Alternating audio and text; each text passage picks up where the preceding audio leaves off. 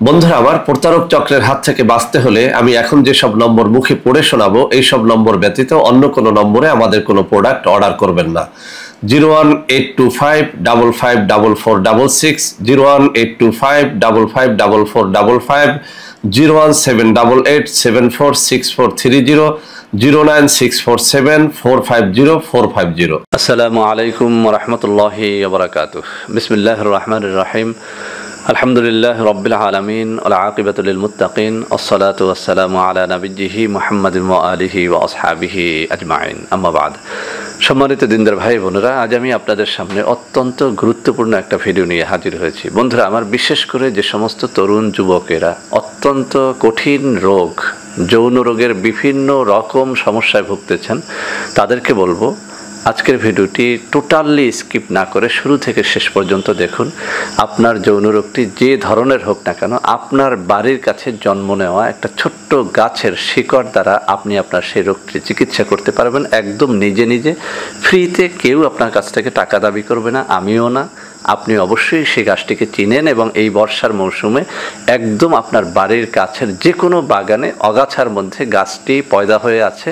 আপনার একটুখানি খোঁজ করে বের করা উচিত এবং সেটির আপনি নিয়ম মাফিক যদি সামান্য একটু টুকরা দৈনিক আমি যে পদ্ধতিটা বলবো সেই পদ্ধতি অনুযায়ী খান, ইনশাআল্লাহ আপনি সুস্থ হয়ে যাবেন। আপনি যত ধরনের কঠিন যৌন রোগেই ভোগেন না কেন, বিশেষ করে যেসব তরুণ এবং যুবকদের এই যৌন উত্থানজনিত সমস্যা রয়েছে, কোনোভাবেই লিঙ্গ শক্ত হয় না, যারা বিবাহিত রয়েছেন স্ত্রীর কাছে গিয়ে লজ্জা পেয়ে ফিরে আসেন, বারবার স্ত্রীর কাছে যান কিন্তু স্ত্রীকে তৃপ্তি দিতে পারেন না, মাত্র 1-2 মিনিটে বীর্যপাত হয়ে যায়, বা যোনিদেশের ভিতরে আপনার লিঙ্গ প্রবেশ করানোর পরই মাত্র 30 সেকেন্ডে, 1 মিনিট বা 2 মিনিটের ভিতরে বীর্যপাত না হওয়া সত্ত্বেও লিঙ্গটা নুয়ে যায়, বাঁকা হয়ে ফিরে আসে, তাদের জন্য আজকের এই ভিডিওটি অত্যন্ত কার্যকর। বন্ধুরা আমার, আমাদের এই বরিশালে একটা কথা আছে, দরজার ঘাস গরুতে খায় না। এর অর্থ হচ্ছে বাড়ির কাছের ঘাস এটা গরুতে নাকি খেতে চায় না।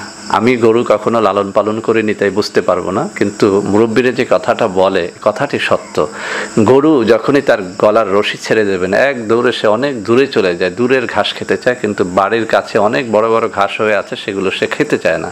ঠিক এই গরুর একটা স্বভাব আমাদের এই বাঙালিদের মধ্যে, আমাদের মধ্যে আছে। সেটি হচ্ছে আমরা যে কোনো ঔষধ, যে কোনো চিকিৎসার জন্য আমরা সবসময় বিদেশ খুঁজি। চায়নাতে কী আছে, কোরিয়ায় কী আছে, জাপানে কী আছে, মাদ্রাজে কী আছে সেটা খুঁজি, কিন্তু পায়ের নিচে যে রত্ন জন্ম হয়ে পড়ে আছে আমরা কিন্তু সেটা খুঁজে দেখি না।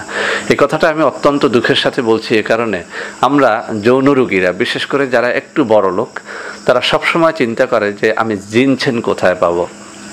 চায়নায় উৎপাদিত জিনসেন, কোরিয়ার উৎপাদিত জিনসেন খুঁজতে খুঁজতে হাজার হাজার টাকা খরচ করে তারপর একটা ফাইল জিনসেন তালাশ করে বেড়ায় এবং সেটা খায়। কিন্তু এই বাংলাদেশে এমন কিছু গাছ আছে, আল্লাহর নামে কসম করে বলছি, এই বাংলাদেশে, এই আমাদের পার্শ্ববর্তী ইন্ডিয়াতে এমন কিছু গাছ আছে যার সামনে এই যে চায়না বা কোরিয়ার জিনসেন কিছুই না। আমি এর আগে একটা ভিডিওতে অশ্বগন্ধার কথা বলেছিলাম, আপনারা ভিডিওটি দেখে নেবেন।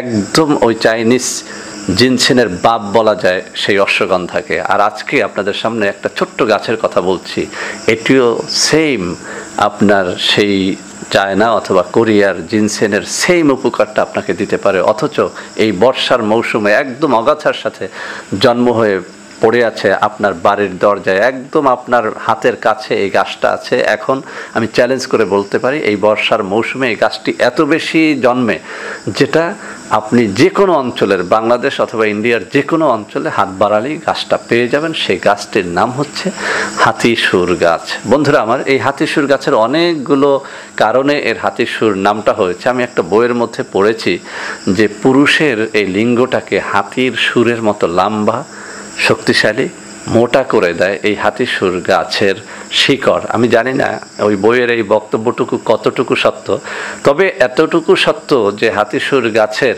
উপকারিতার কোনো শেষ নেই। আপনি যদি গুগলের ভিতরে সামান্য একটু সার্চ দেন যে হাতি সুর গাছের কি কি উপকারিতা আছে, আপনি অন্তত 50টা রোগ পাবেন যে রোগের চিকিৎসায় হাতি সুর গাছের ব্যবহারের কথা বলা হয়েছে। তবে সব থেকে জোর দিয়ে যে কথাটা বলা হয়ে থাকে সেটি হচ্ছে এই হাতি সুর গাছের শিকড় আপনাকে যৌবন দীপ্ত করতে পারে, আপনার নুয়ে পড়া লিঙ্গকে সতেজ করতে পারে, আপনার এই যে যাদের বিশেষ করে স্ত্রীর কাছে গেলেই ফিরে আসতে হয়, মাত্র 1-2 মিনিটে বীর্যপাতও হয় না, কিন্তু জনিদেশে লিঙ্গ প্রবেশ করানোর একটু পরেই লিঙ্গটা নুয়ে পড়ে, বাঁকা হয়ে ফিরে আসে, কোনোভাবেই আপনি তৃপ্তি দিতে পারছেন না, এই যে রোগটা যাদের এখন একদম কমন হয়ে গেছে আমাদের দেশে, বিভিন্ন কান্ট্রির মানুষের মধ্যে রোগটি কমন হয়ে গেছে, এই রোগটি যাদের আছে তাদের জন্য হাতি সুর গাছ হতে পারে একটা অন্যতম উপকরণ, যেটি আপনি সেই চায়না কোরিয়ার জিনসেনের বাবার মতো শক্তি পাবেন আপনি এই হাতিসুর গাছের মাধ্যমে। তো বন্ধুরা আমার, আমি এই হাতিসুর গাছ কোন পদ্ধতিতে খেলে আপনি, হাতিসুর গাছ আপনার যৌবন দীপ্ত করে আপনাকে, বা হাতিসুর গাছ আপনার লিঙ্গকে শক্ত করে, সেজন্য যে আপনি একদম গাছটা উপড়ে ফেলে সব খেয়ে ফেলবেন, আপনি কিন্তু সেটি করলে আপনার অনেক ক্ষতি হয়ে যাবে। আমার এই ভিডিওর এই অংশটুকু অত্যন্ত মনোযোগের সাথে শুনুন। হাতিসুর গাছটা আপনি কিভাবে খাবেন? প্রথমত হাতিসুর গাছের আমি এখানে ছবি দিয়ে দেবো, ভিডিও দিয়ে দেবো, আপনারা সেখান থেকে একদম চিনে ফেলার চেষ্টা করবেন যে হাতিসুর গাছের ফুলটা কেমন, পাতাটা কেমন, শিকড়টা কেমন, আমি এখানে ছবি দিয়ে দেব। এরপরে যে কাজটি করবেন, আমি কোন অংশ কতটুকু কাটতে হবে তারও ছবি দিয়ে দেব। সুন্দর করে বোঝার চেষ্টা করবেন যে এই হাতিসুর গাছের শিকড় কোন অংশ থেকে আপনার কাটতে হবে এবং কতটুকু কাটতে হবে।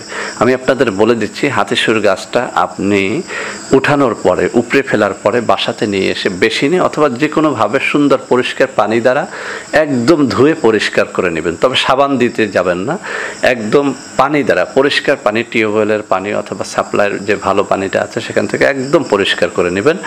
এরপরে আমি এখানে ছবিতে যেভাবে দেখাবো সেইভাবে আপনি সাদা যে শিকড়টুকু থাকবে, এক বিগত ধরেন একটা শিকড় আছে, সেই শিকড় থেকে আপনি দৈনিক সকালবেলা খালি পেটে মাত্র হাতের এই যে 1 কর পরিমাণে, 1 ইঞ্চি বা তার থেকে একটু ছোট করে আপনি কেচি দ্বারা একটা ছোট্ট তাবিজের মতো কেটে নেবেন। এই যে সাদা শিকড়ের 1 ইঞ্চি পরিমাণে বা এরকম 1 কর পরিমাণে আপনি কাটলেন একটা কেচি দ্বারা বা যে কোনো একটা ব্লেড দ্বারা আপনি কাটলেন, কাটার পরে আপনি হাতের ডান হাতের তালুতে খাঁটি মধু 4 চামচের 1 চামচ নেবেন এবং সেই মধুর ভিতরে আপনি সেই গাছটাটা রাখলেন। যখন এই গাছটাটা আপনার এই মধুর ভিতরে মিনিট খানেক আপনি ভিজিয়ে রাখবেন, এই মিনিট খানেকের মধ্যে এই মধুর সাথে এই গাছটার একটা মিশ্রণের মতো তৈরি হবে। এই গাছটাটা গলে যাবে না, বাট ওখান থেকে একটু হলেও রস এই মধুর ভিতরে চলে আসবে।